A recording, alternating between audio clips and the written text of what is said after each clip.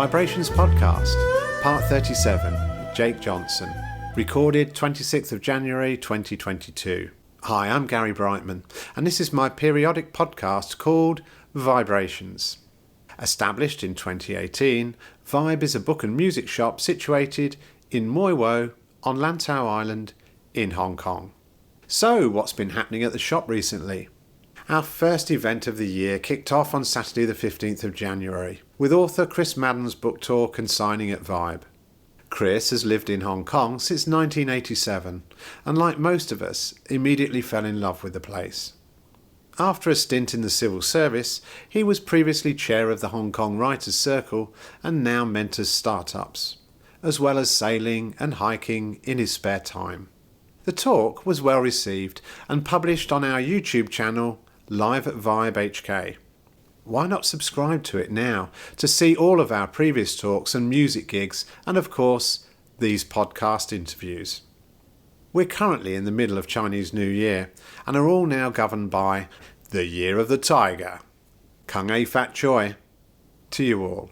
The next event at the shop will be this Saturday the 5th of February at 2 p.m. A Facebook live stream tiny desk gig with Steve Bernstein. Steve plays mandolin and vocals in the cover band Stax. The music is a mix of Americana blues, folk and rock. From the Grateful Dead, Fish, Bob Dylan, The Band and others. For the next few months the shop will undergo a facelift and reorganisation. Keep listening to this podcast for our exciting new plans. We now have a piano! Yay! Gifted by Patrick, a Moi Wo resident, the purpose of this is to allow customers to come and play it. A little bit like the idea they had in London a few years ago of introducing pianos to train station concourses. We'll also be able to use it for our Tiny Desk programme of events.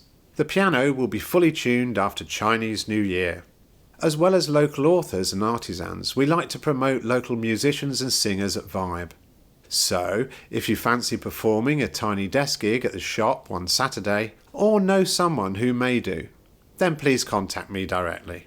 And so, to this week's interview. Like many people, Jacob Johnson was born. As a toddler, he was moved from a rural area of Middle Tennessee to Memphis, where he spent most of his youth.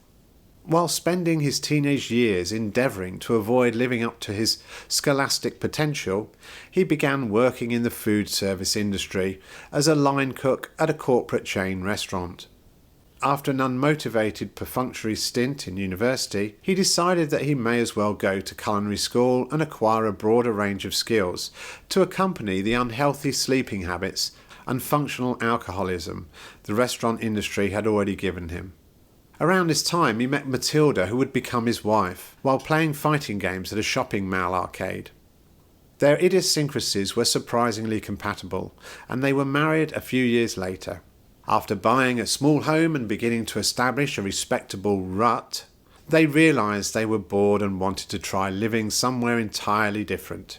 As Matilda still had permanent residence in Hong Kong from her childhood, they decided they would move here, with no plan whatsoever. Both ended up finding work in schools and spent the next 7 years travelling non-stop during every holiday and long weekend. After a brief stint in the States, Jake rediscovered an old hobby he'd picked up as a teenager and started making beef jerky.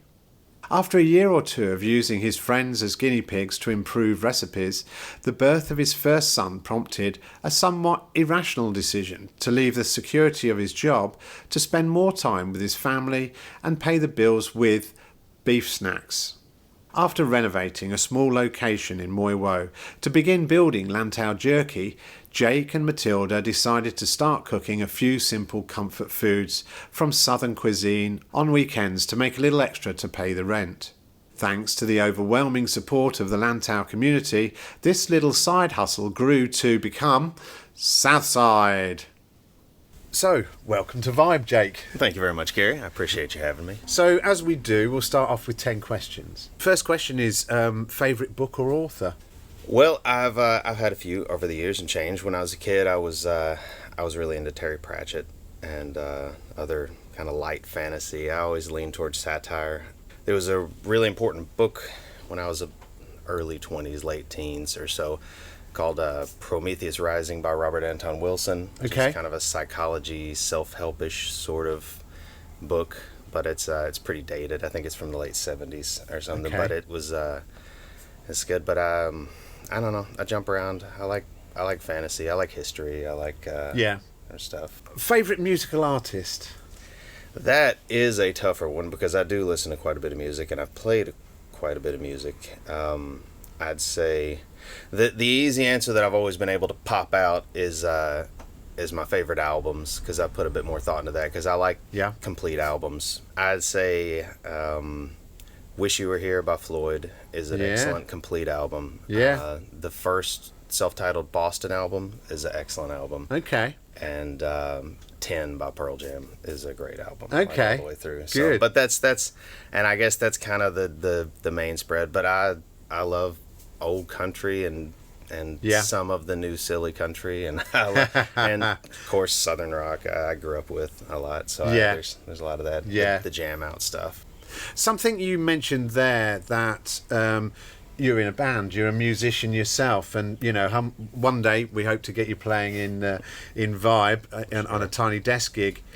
Just tell us a little bit about what you're playing, how you got into it. I grew up singing all the time. I guess I grew up, as many people where I come from, in a church a few times a week, and I've sang since I can remember. I've always sang, and when I got into more serious music, I don't know about serious, but like when I started expanded my own taste in music and started wanting to play in bands and play music outside that, singing was the easiest thing for me, but I didn't never know what to do with my hands, so I had to learn how to play guitar to do something. So I sing and also play guitar, so I don't look foolish with a microphone. I like it. But, so my strategy was to try to play things that nobody else plays. So I play steel guitar more than I play regular guitar or electric guitar. I'm a very mediocre electric guitarist.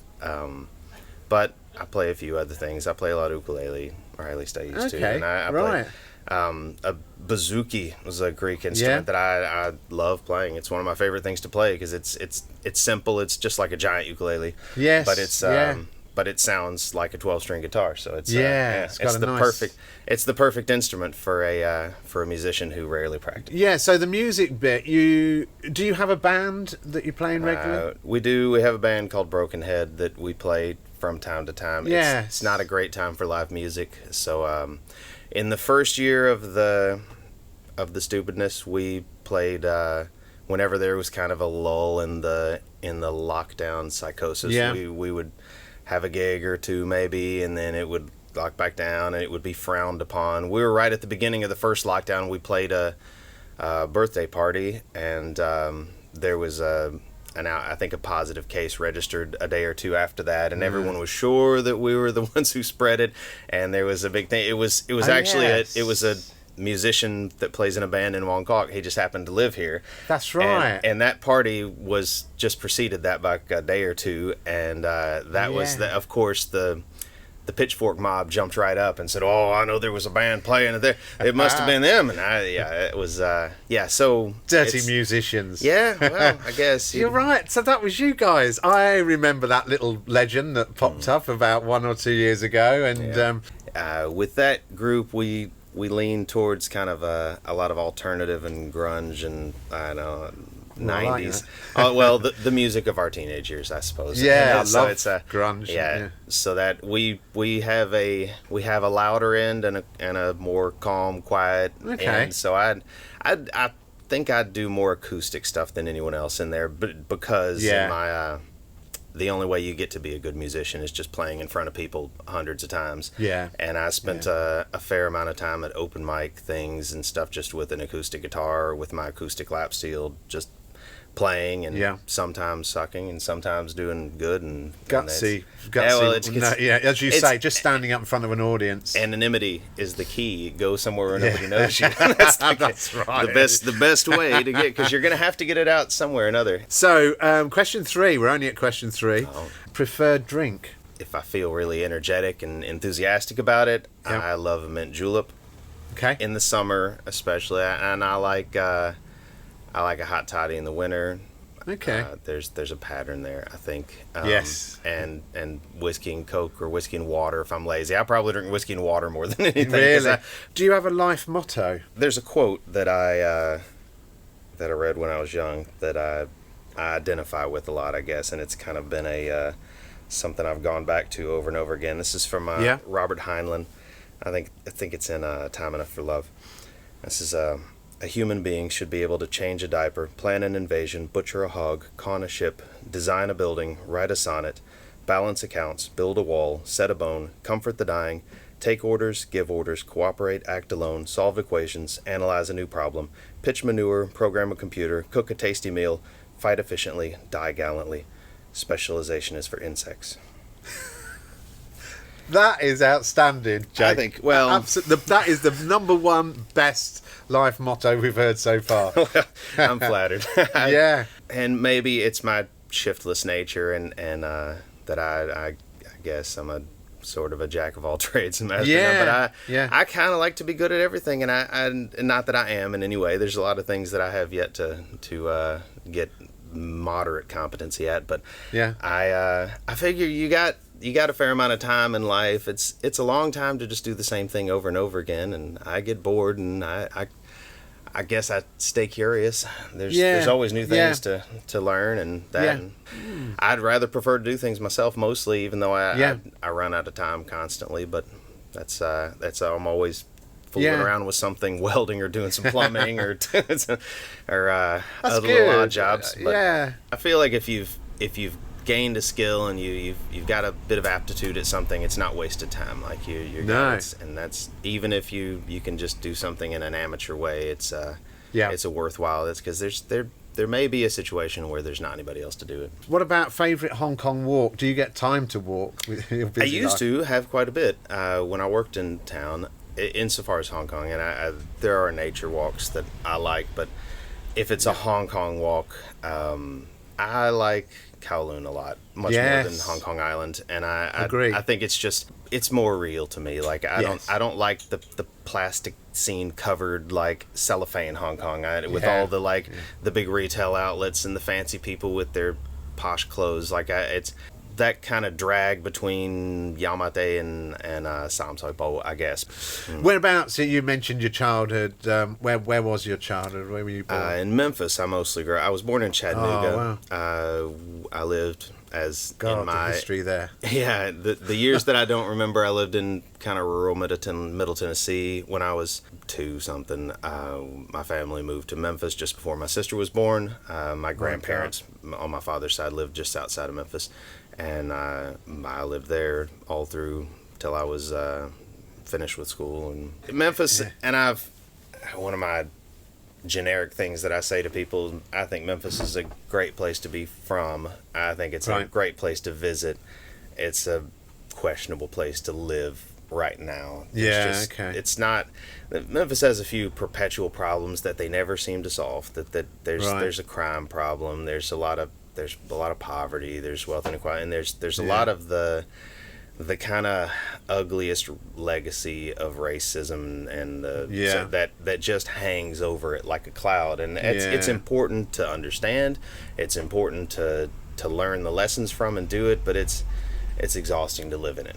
Yeah. In saying that, I also am proud of where I'm from, and I love my home, and I love a lot of things about it. But I think I kind of identify broadly with all of Tennessee, because I've always had a lot of family in other parts of the state and spent holidays and Christmases and stuff on the other side of the state also. So I like, and I've spent more of my adult life in Nashville than Memphis, which is a fairly hopping city now. Question 6. What Hong Kong restaurant would be your favourite? You can plug your own at this point if you like. I'd like to, but I can't. And that's not because I certainly eat more of my own food than any other, because it's the cheapest to me. But it's, I love Sichuan food, and I think Sam Soi Po is a good place for Sichuan restaurants. They're scattered around, but there's a place called Mama Lat Lat. This is, their main thing they do is kind of, I think they call dry hot pot, but it's, you go down like you're doing those cart noodles and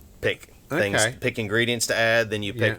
There's a few types of spice and level of spice, and then you do it, and then they in that big wok with it. And just blend it all. Yeah. Faced with a python whilst walking up to the peak, what would you do? Probably keep walking. To my knowledge, pythons are not dangerous to adult humans. No, I suppose. Well, no, I'd probably really. keep walking. Not unless you're a small chihuahua or a cat. Most of the snakes, the snakes we have in Tennessee are, there's water snakes bother me more than any other one, because we have a snake called the cottonmouth, a moccasin, and they're dark brown and their mouth is white, but when they swim in that creepy way snakes do. And you see them in ponds and creeks all the time, and they hang out on the edges of creeks looking for little creatures and things. They eat fish. And is that snake a poisonous snake? They are. Those are poisonous. That, and we have one called we get rattlesnakes, but not common. The other main one's called Copperhead, and it's kind of the color of leaves, and it hangs about in leaves, and that's the one that's here. Actually, well, they have a diamond pattern on their back, and they're kind of bronze and red, but they are aggressive and they are jerks. They're not. They will chase you, and they're the ones you see in the forest all the time. And that when I was a kid, hiking around the hills or whatever, you always used to, when you step over logs, you'd have to carry a stick or something just to hit the log before you step over it. Yeah. Because the way the log cools, they'll lie up in that crevice alongside logs and stretch out long, and you'll step over a log and you might step on one or step right next to it, and it'll startle it, and he snaps immediately. Jesus. That's a skill to learn. Sometimes you can barely see them. They'll just be sitting. They're coiled in leaves, and you can't. Wow. You can barely see them until you're upon them. Yeah. And then they strike and run at you. I don't suppose they run, but they come after you. But I tell you another. Wow. This story. I've had a totally different childhood to you, I would say. This story will help you, I think, because it was very informative. And when I was a boy, I was riding with my dad in a truck, and we were on our way back from fishing in some little fishing pond, and we regularly would see these snakes fishing and that. And this was two different times, but in a similar time frame. And that I can remember, we had a stringer. My dad we'd been catching something, crappie maybe. We were in this pond, and my dad would get out there and stand about knee deep, and there are these little tufts of sawgrass or some kind of water grass that are there, and he had a fish, and he'd catch fish in there, and he'd put them on a string. He had a metal stringer, and the stringer was tied around one of these little tufts of grass, and then down in the water, and with the fish on it. And he was over there, and I remember watching him. I was on the dock, or I was not in the water, and he was standing right there, and the stringer was jingling and jumping around or whatever. Wow. And he went and pulled it out, and there was a big old moccasin that had one of those fish, and it was holding it and pulling back on the thing, and the snake had its body coiled around one of the other tufts of grass, and my dad's a pretty big fellow, and he was leaning back, holding the stringer, and the snake was holding the fish on the other end of it and pulling. I thought the fish was going to tear in half, but he pulled, and he had a knife, like a fillet knife or something in his back that he could reach and pull out, and he cut the snake, and the snake let go, but the snake was pulling so hard on it when he when the snake let go, my dad fell back into the pond. And rolled in there, whatever. But I'd hate it, and he just got right back up and kept on fishing. I don't know. He's just normal. He has fears in other categories, but I fished snakes for never one of my guests. I'll tell you, and that's great. I'll keep this in brief, because this is a more heartwarming story, I guess. But so we were on another one of these trips. We were riding back in this in a truck, and we were on this old country road going down, and there was what appeared to be a log or something in the road, and we went up and pulled at it, and we stopped in front of it, and I think my dad got out and looked around, and it was a copperhead that was coiled in the road, and it was in the middle of the street, and it was there. So I think we got out, and he didn't want to just run over it. So he got out, and there was some gravel on the side of the road, and he picked some up, and I was inside the car watching. And this was at the time I still wasn't a friend of snakes. Yeah. And he was sitting, and he picked up some gravel and kind of threw it at the snake to get it to push off and move on about its way.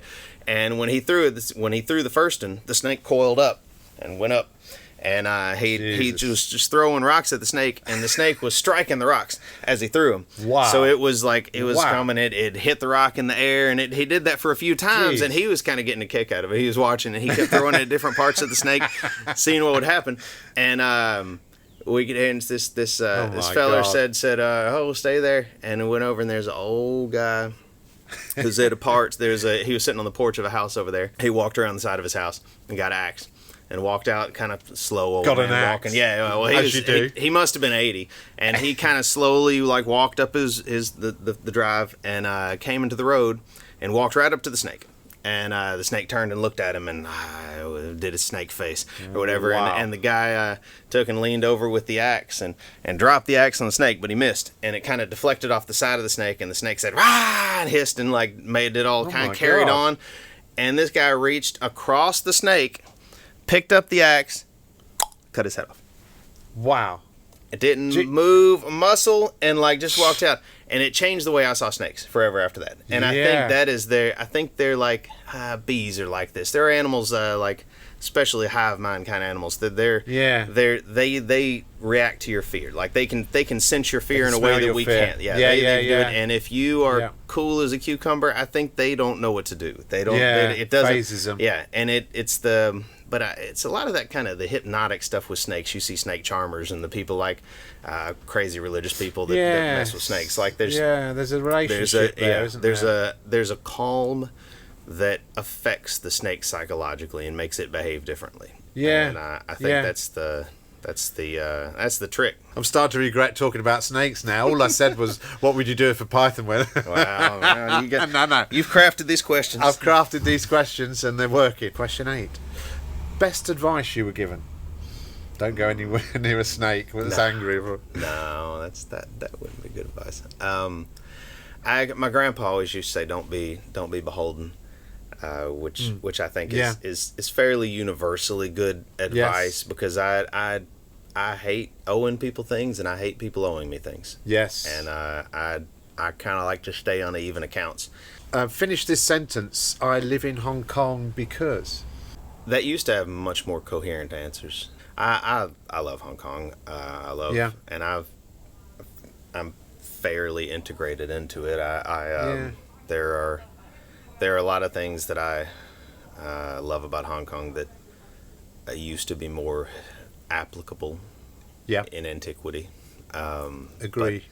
There are still a lot of great things about it. I love this little corner of Hong Kong more than many of the others, but I like the diversity. I like the interesting thing, and I think probably just for comfort's sake, the reason I've spent so much time here, I enjoy the variety of people you meet, because you back home there's a lot of great people back home, and there's that, but you end up meeting just different shades of the same person over and over again as you meet new people. And of course there's depth to everyone, and there are a lot of fascinating people you can meet, but it just is the scale of variety of people you meet. Pretty much every person I have regular contact with, that I'm friends with here, they all come from different places. They all have entirely different life experiences. They're all in different fields. They all come from different backgrounds of that. So yeah, absolutely. The stories you hear and the viewpoints, and I think it's good for personal development to hear a lot of different viewpoints. So, what is your favourite area of Hong Kong? This one, I suppose. I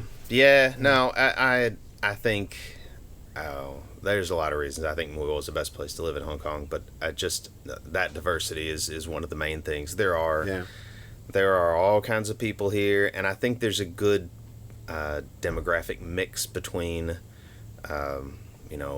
local Chinese but also a lot of BBC, ABC, Chinese who have spent a fair amount of time overseas and come back, and the kaleidoscope of the Guaylo class, and then there's a good Filipino population, a good Indonesian population, there's a good representation, a good South Asian population. You have a lot of representation from different places, and there isn't one. There are a lot of neighborhoods that have diversity like that, but there's kind of one or two of the groups will always be pushed down into a small minority. Yes. I think here there's a fair balance between a lot of different cultures, and none are too overly represented, and none are too none kind of dominate the culture of the area. So you see all kinds of people everywhere, and for the most part, to my experience, everyone seems to get along fine. So it's that's that. But it's also, I mean, Muywa is a beautiful place, and there's about everything. I always thought if I was about a 8-year-old boy, there are few places I'd rather live than Muywa, because it's a whole self-contained world. There's mountains, there's trails, there's places to ride a bike, there's a beach, there's all that, and you can go everywhere on a bike. Like there's nothing. So and it's safe. Can we just go back to why did you come to Hong Kong? What made you come here? I met my wife when I was just turning 21, and you're now in your kind of 40s. Yeah. I had never my entire knowledge of Chinese culture mostly came from kung fu movies, like most of us. Absolutely. Yeah, I had and I think maybe I was a fan of Jackie Chan movies and Bruce Lee and stuff at the time, and so I just I met this girl in a games arcade. I worked at a restaurant that was adjacent to this shopping mall. She was one of those girls, hung out with her little crew of friends in the mall all the time, and she grew up playing games all the time also. So I think she would end up she'd break off from her crew of assorted Asian friends, because that's how it is in America, I guess. And then she'd hang out in the arcade. So we met her there and started dating, and we're around, and we got married 4 years later or so. And she after we were I guess relatively okay there, and we had a house and everything was all right. We were just kind of gotten bored, and we're in that is this it sort of moment or something. So we thought, well, we'll try something else, and we went and did that. But she lived here till she was 9, and she still had right to land and residence and stuff. So we thought we didn't really have any plan. We weren't big long-term thinkers at the time, I guess. So we thought, like, well, shoot, let's see what it's like. And we went over there and found a place to stay, and we had some poor times, and that was why we ended up in Muywa, actually. That when we had visited once, we got stuck out here because of a visa problem, and stayed because it was the cheapest hotel we could find at the time. And this tells you how long ago it was, how much time's changed. At Silvermine Bay Hotel, it was the cheapest place we could find, and we were looking for somewhere we wouldn't have to spend much money. So we ended up hanging around for a couple of weeks in Muywa back when about 2002 or so, 2003. And then so when we came back, and we decided, well, we'll see what it's like. We thought we might stay for 3 months or a year or something like that. So Muywa was the first place we looked, and we moved directly to Muywa. I've never lived in the city. This city that we're standing in right now, this is the highest density place I've ever lived. We lived back in and this wouldn't have done with your snake fetish, but we lived in the back of Luk Tay Tong, above the temple. Like if you go all the way to the end of the last house on that road, in the forest up in the end of that holler. Wow, that wouldn't have gone down well. I know where you mean, though. I know exactly where you mean. So we lived there for a couple of years, and it was always that thing. We kind of liked it. We made some friends, and we enjoyed being here, and started doing a little bit of traveling, and we went down 7 years of like, we'll go back next year, we'll go back next year, and then that, and then we did go back for a bit, and I don't know, the longer you're away from home, the harder it is to go back. I agree. But I don't know. There's not any particular reason. We may go back eventually, and there's certainly a lot of reasons. Well, there's mostly family-related reasons. Yes. But outside of that, I could live about anywhere in the world. I like to be in new places. Yeah. So really, it was. I mean, what the chances are of finding a girlfriend and then wife from Hong Kong in Memphis? There's not a lot. I think there's a population of a couple hundred of like Hong Kong people, and there maybe not, probably less. I think because her parents know all of them. Brilliant. But it's a fairly small community, and there is just happenstance, I guess. And had she ever lived here in Hong Kong? She was born and very briefly lived in Canada. All of her father's family, most of them immigrated to Canada years before the handover. And they all left before 97, Right. But, so he ended up immigrating to the States because, in another strange twist, her father's little brother got real religious and decided to go to seminary in Kentucky, and he went and he met a girl there, and they got married, and he lived near Memphis, and so when he helped my father-in-law sponsored him for immigration and go to the stuff. So they ended up moving there just because that's where he was at the time, and then he ended up getting a job and getting a little place or whatever there. And they've been there since. He's he's the guy. He's the little guy that always is wearing a American flag polo shirt, and like he's Bless him. Yeah. Good on him. Her mother, not so much. She's lived for almost 30 years in America and never learned English. So do you feel like your Cantonese is reasonable these days, or you get by? Yeah, I can say what I need to say, I guess. There's not in a level of scholarship. I can't read a newspaper, but I can read menus and I can read basic impressive stuff, and it's helpful having my wife who still is of course fluent, but I think her English has always been better than her Chinese. But I always joke, I think I learned most of it in the wet market, just from hanging around talking to the aunties in the wet market. Yeah. Okay, so let's move on to Southside. So you started Southside up near the estate, the Gam House Estates, up there, and it seemed to me to take off like nobody's business. Well, we didn't with locals as well. We didn't plan to. That was it was mostly accidental. When was that? Just out. I mean, 3 years ago, 4. No, I rented that space just under 2 years ago. Okay, and only 2 years. So ago. we'd been doing I make the beef jerky, and I'd been doing that as I was working another job for a year or two, and I kind of started, and that was me. That was another thing of me just being cheap, that I wanted to eat it and I couldn't. There's none available here. Makes sense. And I used to, when I'd go back home, I'd pack a whole bunch of it with me and bring it back, and I'd carefully ration it out and go through it and that. But and then I got a few mates that liked it and would get into it or whatever. So I figured it'd be a lot easier if I just figure out how to do it myself. I knew some basics from when I was a teenager. The youth group minister guy at the church, it was a big hobby of his, and he did it, and I made a few batches with him. He showed me like how to do it, taught me some tricks, and he'd help me kind of like we'd work on a batch of marinade together, and then I'd go home and cook it on mine, and he'd tell me what I did wrong, how it should be laid, and that. So I kind of learned a bit then, but I hadn't done it for 20 something years, and then so I got a little small one, started fooling around with it, just trying to do batches, and I had some good and some bad, but then I thankfully have a few friends that like to, eat it, and so I just kept testing stuff and passing it around at work and getting feedback and improving recipes, and then I did that for a year and a half or 2 years until when my son was born, and I was still working away, and I used to do a lot of after school classes and stuff, and I'd be gone from early in the morning until on in the evening, supper time, and I figured I'd spent almost 10 years teaching other people's kids, and I did a lot of odd jobs. I did some bartending in the meantime. I've worked in restaurants most of my life outside of when I lived here. I started doing that and trying to find places to sell it, and got some little better looking packaging and did all that, and I kind of got up to the volume just on the side where I was doing as much as I could do at home. I couldn't. It took over too much of the kitchen, and few people have spacious, luxurious kitchens.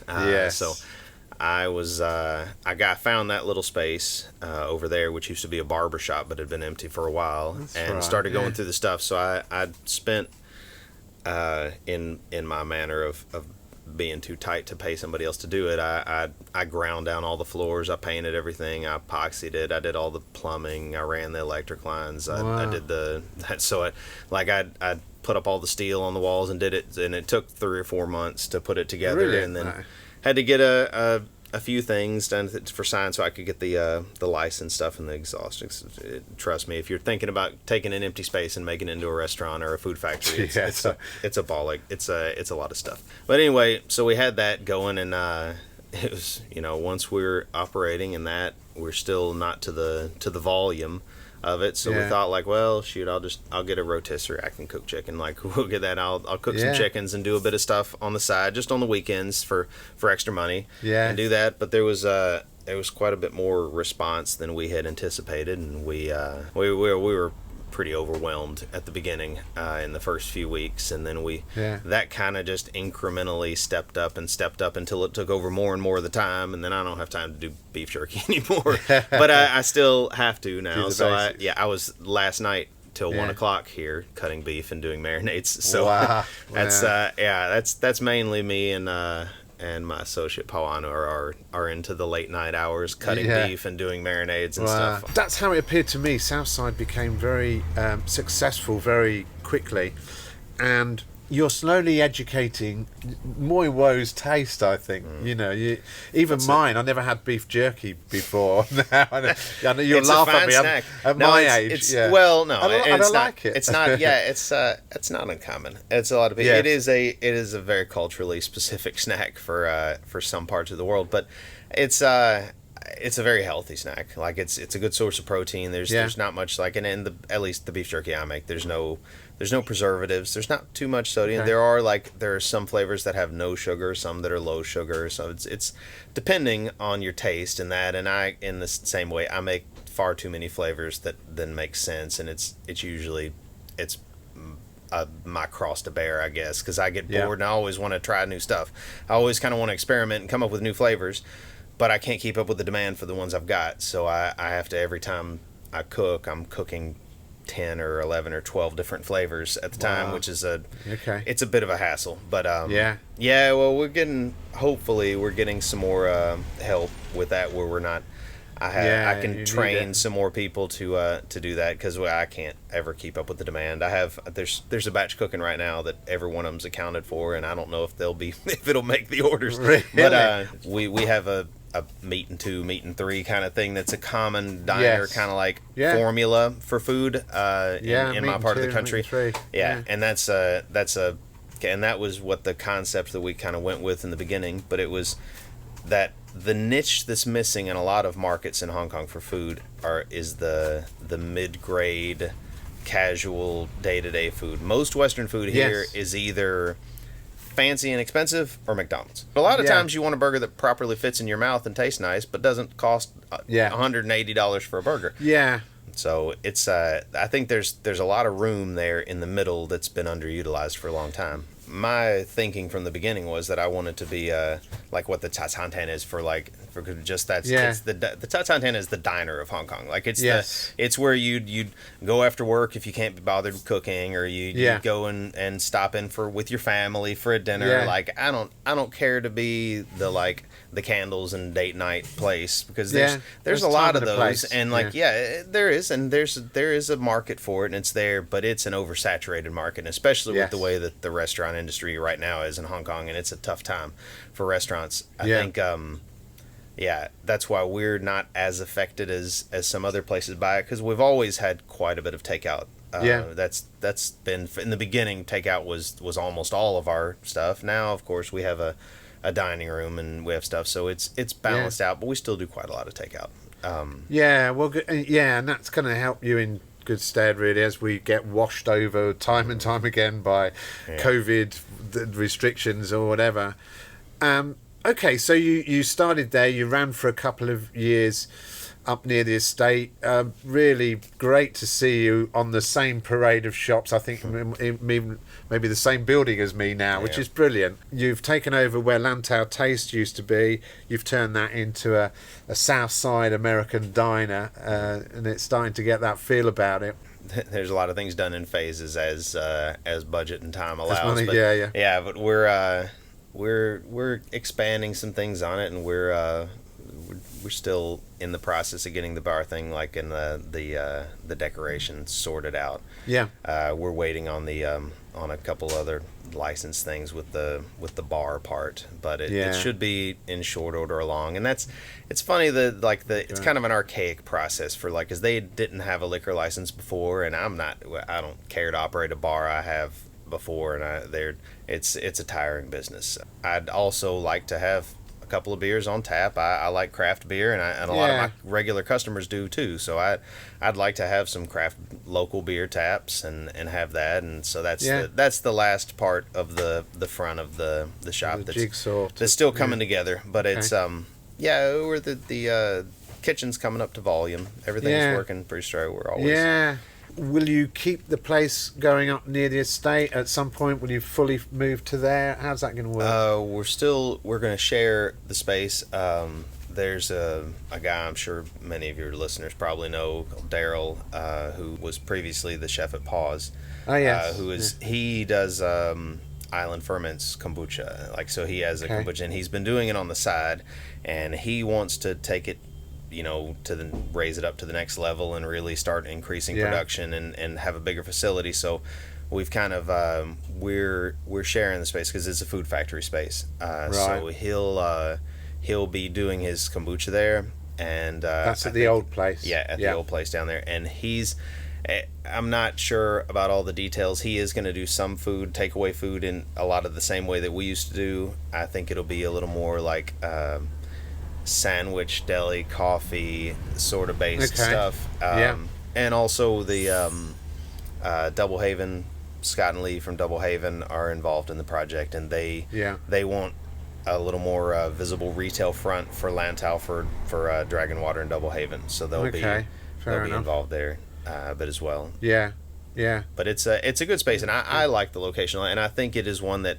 as Moywell continues to grow and evolve, it's a good centrally located spot, and I always liked it in the time we were there. What I've found in 4 years of being here is that very quickly the local population will subtly and sometimes unsubtly let you know what they want, and if you've got an open mind to adapt to that, then it works. We did that a bit here. We kind of diversified our products a bit, and we started to do local things. And I see, with you wanted to be a takeaway. You then had to put out some tables and chairs. Then you had to expand. Now you can come onto the high street. It's all good, really, and it's good for the future. Well, sure. Well, it's good for the community, and I do care about the community, and I'm happy to offer a product that people seem to want at a price they seem to not mind paying. Okay, so the last thing to just mention, I think, your place in Moncock, is that now fully up and running? Yes, there is. So that came about from I met I buy cider and seltzer. There's this Two Town cider. This guy Nico imports it, and I met him through that, just looking for suppliers, and I knew some through a friend of a friend or something, and met him and we met a few times and talked about it, and he had spoken about wanting to open some other places, and he kind of pitched using the Southern cuisine and doing it, so we kind of worked in. So my partners with that, two of them they owned a place called Momentai in Saigon, which is a fairly large place by the public pier, which has now been taken back by the government, but they had that restaurant for a while. They wanted to, during the time that it was definitely going to be closing, they didn't know if they were going to get it back or not, open another place, because they were both free, and they did that. So we have one other partner whose family's been in restaurants, and we started this place, Graceland, which is it's the bar. It's kind of the bar system set up for Momentai. There's a lot of nice, interesting cocktails, and Nico is a great bartender, and like he's really put a lot of thought into becoming an interesting, like, Southern inspired cocktails and cuisine. So it's a cool cocktail bar. We have, and this is I've spoken to you many times about. We have a vinyl jukebox that plays 45s, and we spent months finding 45s all over town, and doing that. So we have now massively jealous of that. Currently we have it's made by Rockola, and it was actually new. It's we had it custom made from this company. It's the only company still around that was making jukebox back in the 50s and 60s, and they're still making them. So it has all of the nostalgic important parts, but it's very technologically sophisticated. Like it's got a good system. It's very gentle on discs, and it's got a good sound system and stuff. So it's the only sound system we have at Brilliant. Graceland, actually, is just the jukebox. We don't have any other speakers, although it can go to other speakers, but it's enough to fill the room. So it's, we like, and like I said, Nico, my partner, has spent a lot of time searching through eBay and like stuff, buying discs from the States and from Europe and stuff, and I've spent time digging through the dust stacks of every record shop in Hong Kong. So and it's 45s are an interesting like collecting thing for records, because not many people buy them. There's some still around, but not a lot. A lot of people threw them out back in the 90s or whatever. So it's just an extra level treasure hunt, because like there are some great ones still out there. You look through like LPs, a lot of the good stuff is pretty picked over now, since there's been a little resurgence of interest. So either like the best stuff is either picked over, or people have ideas about what it's worth now. But 45s, not many people are buying them, so you can find some diamonds in the rough. But every time you look for it, there are also just mountains of stinkers. Like you go through, I found was it my favorite one was at this somewhere in Somerset Bowl on the side of the road in an alley, and I dug through, and of course that's always my first question when I walk in. You got any 45s? And they're back there, and there's always a dusty box in the back or something. They pull it out. So this guy had 3 boxes of them, and I pulled them and just started flipping. I sat there for 20 or 30 minutes flipping through just a mountain of garbage. Like one's like just extremely obscure things, probably self-funded, looked like they were taken with a Polaroid camera, the album cover. But you just dig and dig and dig, and then like went through and 3 discs from the end of 3 boxes full, I found the Billie Jean single from Michael Jackson, which is like, it was original, first press, like it's there and in good condition, and like version everything. God. So like it was that, but I looked through 200 discs before to get to it. That's and my it was life. there, but you go and like thankfully I like doing it. I like what was the B-side? Because I know you were big on B-sides as well. It's actually a good strategy. That one is okay. I can't remember off the top of my head what it is, but it's a decent one. It's off the same album. Because that was your strategy, and I thought straight away, what a great idea. You want good A and B sides so that you maximise your 200 discs. Well, that's the problem. When the machine is on rotation, sides. When nobody's punching in songs, B-sides come up a lot, and there's a surprising number of 45s that have just like awesome songs on the A side, and they're not always terrible songs, but they're always long ballads on the B-side. They're always something slow and kind of depressing, and like there's songs with crying and stuff. They're always like long lost love songs and stuff, and it kills a bar. Like you can't, everybody's having a good time rocking, and then some sob song comes on, and like so you can't have that in a jukebox. Like it comes on exactly. Like, and I've had to turn away a lot of ones that were on my wish list that I really liked just because the B-side was so awful. Just to leave the listeners with some ideas on how to get hold of you, do you have website, Facebook, Instagram, da-di-da?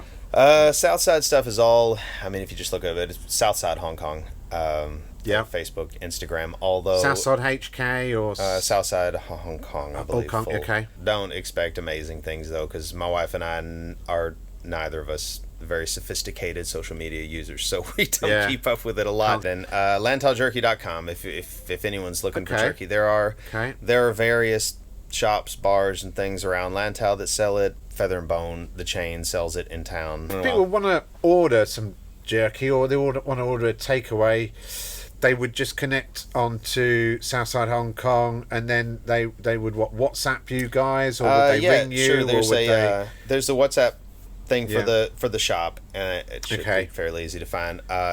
Or in Mui War or Lantau, there's Sunset Deliveries, of course. We do a fair amount of trade. Those guys are good. Yeah, they're good fellas. And so we keep up with that on there. Most of the stuff we just do in person, but we have the shop phone that goes direct to the computer, so it puts orders in directly. Okay. And that's how we do most of our takeaway, besides coming in there. With the amount of staff we have now, we still have to cook jerky every week at least once, and that's currently cooking right now. So I have people who have to It's the putting it on the racks to dry it is a fairly labor-intensive process. Okay. Of just setting every piece on, because we do all the cutting, slicing, make marinades, and do that in the evening. Then we put it sits overnight in the marinade, and then it has to be like laid out on these metal racks and loaded into dehydrators, which is the most like tedious part of the process. And so that often happens early mornings on Tuesday or Wednesday, or there. So it takes away our ability to do lunches more days of the week, and it's nice to be off work once in a while. God, yeah. So you're open 7 days a week? Or? Oh no, well, no. So I'm generally I'll have to be Tuesday in town. Seems to be a sacred day in Moiwo. Yeah, closure. Well, Monday and Tuesday we're closed with the restaurant stuff. I usually am in town at Graceland one or the other of those days.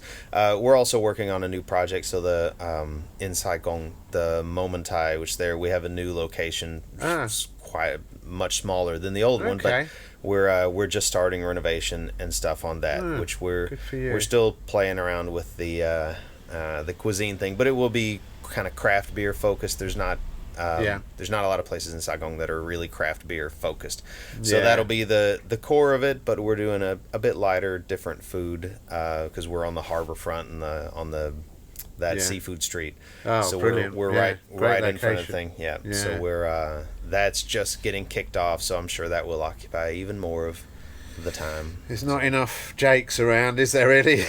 I wish if I could make you another could clone yourself. All right, with that, Jake, I'm just going to say thank you very much for coming. Thank you for having me. It's a pleasure. Cheers, mate. Cheers. All right. You can listen to all our VIBErations podcasts published on Spotify, Google Podcasts, Apple Podcasts, Podbean, Amazon Music, TuneIn and Alexa, Stitcher, Listen Notes, Player FM, SoundCloud, and I don't think there is any others. Or you can watch us on our YouTube channel under Live at VibeHK, or follow the links from my website at vibehk.com. Our next podcast will feature an interview with author Suzanne Andrews. The opening and closing music comes from Celestial and is called Green Island Dub and is on the Retrospect vinyl album On Sale at Vibe. Finally, a reminder that Vibe is open 7 days a week, every day of the year from 12 noon until approximately 6:30 p.m. Well, that's it for another week. Thanks for listening to the 37th Vibe Book and Music Shop podcast called VIBErations. I'm Gary Brightman. You get my vibe? Can you imagine what this old island must have looked like to those Dutch sailors when they first saw it? Fresh green. Like a dream of a new world. They must have held their breath. Afraid it would disappear before they could touch it.